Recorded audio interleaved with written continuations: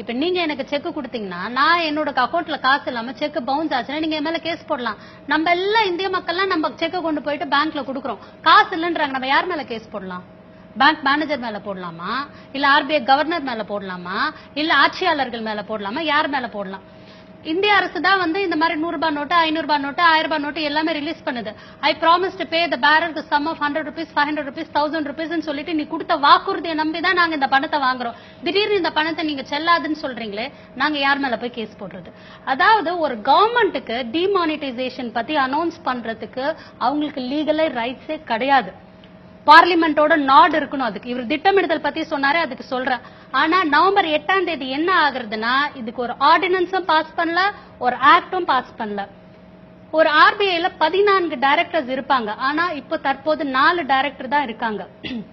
இந்த particular agenda pass பண்ணும்போது 3 director தான் இருந்தாங்க. அந்த 3 டைரக்டரும் இந்த அஜெண்டா வந்து கண்மூடித்தனமா ஒத்துக்கிட்டாங்க. பப்ளிக்கா வந்து பேசுங்க அப்படின்னா இது வரைக்கும் அந்த 3 டைரக்டர்ஸும் பப்ளிக்கா வந்து பேச மாட்டேன்றாங்க. ஆர்பிஐ வந்து இதுக்கு டோட்டலா ரெஸ்பான்சிபிள் ஏற்கணும் அப்படின்னா கண்டிப்பா வந்து ஆர்பிஐ கவர்னர் வந்து தண்டிக்கப்பட வேண்டியவர். அதே மாதிரி உச்சநீதிமன்றம் என்ன சொல்லுது அப்படின்னா, ஆதார் கார்டு வந்து பல இடங்கள்ல வந்து ஆதார் கார்டு மஸ்ட் இல்லங்கிறது. ரேஷன் கார்டுல எப்படி ஆதார் கார்டு இணைத்தால் தான் உனக்கு வந்து உணவு கொடுப்பேன்ட்டு போன வாரம் வரைக்கும் சொல்லிட்டு இருந்தாங்க. பெரிய மக்கள் பிரச்சனை ஆனவொன்னே இப்ப வந்து ஆதார் கார்டு வேண்டாம் அப்படிங்கிறாங்க. கிட்டத்தட்ட 12 வருஷமா நம்ம தமிழ்நாட்டுல புது ரேஷன் கார்டே கொடுக்கல. இன்னும் வந்து இப்போ நேத்தோ உணவுத்துறை அமைச்சர் நமது காமராஜர் அவர்கள் சொல்றாரு, இன்னும் ஒரு கொஞ்சம் பேப்பர் ஒட்டுத்தாள் ஒட்டி தரேன், ஒரு 2 ஸ்கொயர் நோட்டு போட்டு கொடுத்துட வேண்டியதானே, நம்ம அதுலயே போயிட்டு ரேஷன் கார்டுல எழுதி வாங்கிட்டு வந்துடலாம்.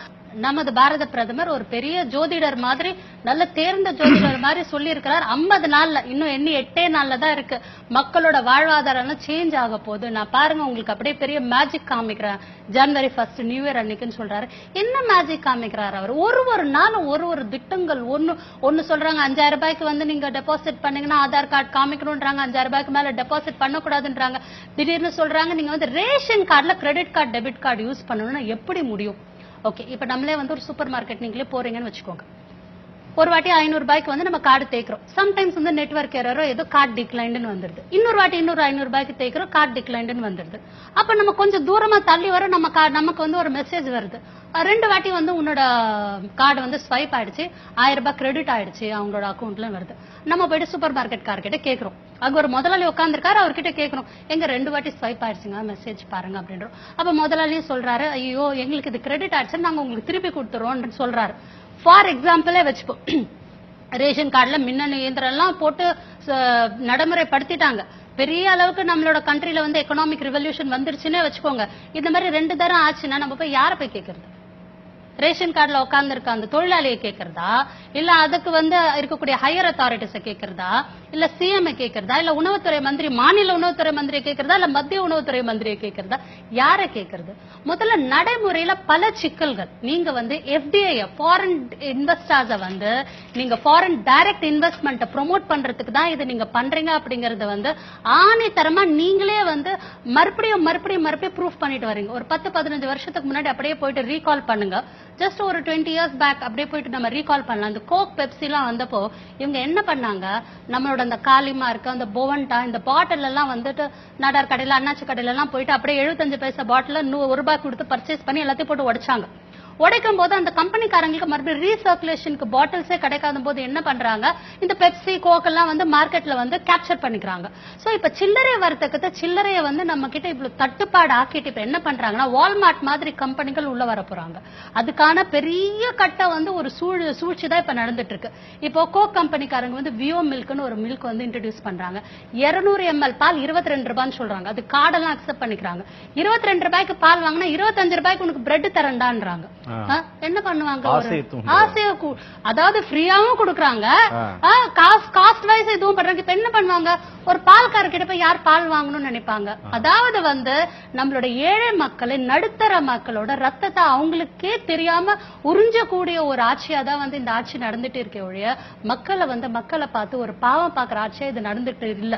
இவங்களுக்கு வந்து பணம் சம்பாதிக்க பல வழிகள் இருக்கு.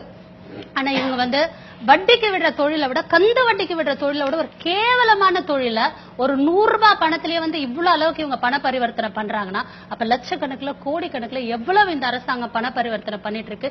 ஏழை மக்களோட ஒரு ரேஷன் கார்டுல அவங்க அன்றாடம் வாங்கக்கூடிய ஒரு அரிசி பருப்புல கூட அவங்க வயித்துல அடிக்குது அப்படின்னா இது என்ன மாதிரி அரசாங்கம் மக்கள் தான் புரிஞ்சுக்கணும். உலக அளவுல நம்ம பொருளாதார வீழ்ச்சி உலக அளவுல ஏற்படும் போது கூட இந்தியா வந்து எக்கனாமில மாண்புமிகு மன்மோகன் சிங் அவர்களின் தலைமையில், அப்புறம் ப. சிதம்பரம் அவர்களின் அறிவாற்றலால இந்தியா எக்கனாமில விழாம இருந்தது. அப்படிப்பட்ட இந்தியாவை ஒரு கந்து வட்டிக்காரங்கிட்ட கொடுத்த மாதிரி மக்கள் பணத்தை இப்படி வட்டிக்கு வாங்கி நீங்க சாகடிக்கிற மாதிரி நீங்க நடந்துட்டு இருக்கீங்க. நாட்டை எங்க கொண்டு போய் அடமான வந்து நாட்டை கொண்டு போய் நீங்க அடமான வச்சிட்டு இருக்கீங்களான்னு கேக்குறோம். போன வாரத்துல பாத்தீங்கன்னா ஒரு நியூஸ் பேப்பர்ல பாத்தீங்கன்னா நம்ம ஒரு நீதிபதி, ஒரு நீதி அரசரே சொல்றாரு, எனக்கு கவர்மெண்ட்ல வந்து என்னோட சம்பள பணத்தை வந்து கிரெடிட் பண்ணிட்டாங்க. ஒரு நேர்மையான நீதி அரசர் சொல்றாரு, என்னோட பணத்தை கூட போயிட்டு என்னால ஏடிஎம்லயும் வங்கியிலயும் நான் எடுக்க முடியல அப்படின்ற ஒரு நீதி அரசருக்கு இந்த மாதிரி ஒரு நிலைமை இருக்கும்போது, மக்கள் புரட்சி வெடிக்குமா அப்படின்ட்டு ஒரு நீதி அரசரே கேட்கும் போது ஒரு அடித்தட்டு மக்கள் என்ன பண்ணுவாங்க? இந்த மாதிரி ஒரு அரசியல் நாடகங்கள் வந்து தேவையா? தன்னோட சுய லாபத்துக்காக இந்த மாதிரியான ஒரு அரசு அரங்கேற்றிக் கொண்டிருக்கிறது நல்லதா அப்படிங்கறது நாட்டு மக்கள் பார்த்துதான் சொல்லணும்.